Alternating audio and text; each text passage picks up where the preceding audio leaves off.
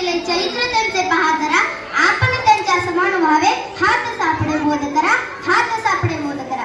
जीवन जगले देशासाठी, देशच त्यांचा प्राण, स्वातंत्र्य केली भारत माता, ते गांधीजी महान, ते गांधीजी फार महान, ते गांधीजी फार महान. सन्माननीय व्यासपीठ, वंदनीय गुरुजन वर्ग आणि येथे जमलेल्या माझ्या मित्रमैत्रिणींनो, सर्वांना माझा नमस्कार. मी वैष्णवी. आज मी आपणासमोर भारताचे प्रमुख नेते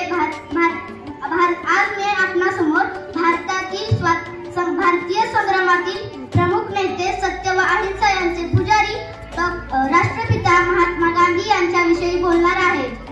कृपया आपण शांत चित्ताने ऐकून घ्यावे अशी माझी नम्र विनंती. महात्मा गांधी हा शब्द कानावर पडताच आपल्याला ते आठवते म्हणजे डोळ्यावर चष्मा, हातात काठी आणि अंगावर पांढरे शुभ्र वस्त्र. त्यांचे पूर्ण नाव मोहनदास करमचंद गांधी व त्यांच्या वडिलांचे नाव करमचंद व त्यांच्या आईचे नाव पुतळाबाई असे होते. त्यांचा जन्म 2 ऑक्टोबर 1869 रोजी गुजरातमधील पोरबंदर या गावी झाला.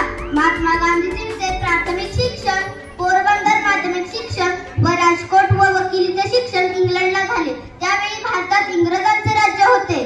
ते भारतीयांना अपमानास्पद वागणूक देत होते. म्हणून गांधीजींनी अन्यायाविरुद्ध लढण्याचे ठरवले. त्यासाठी त्यांनी सत्य अहिंसा या तंत्राचा वापर केला.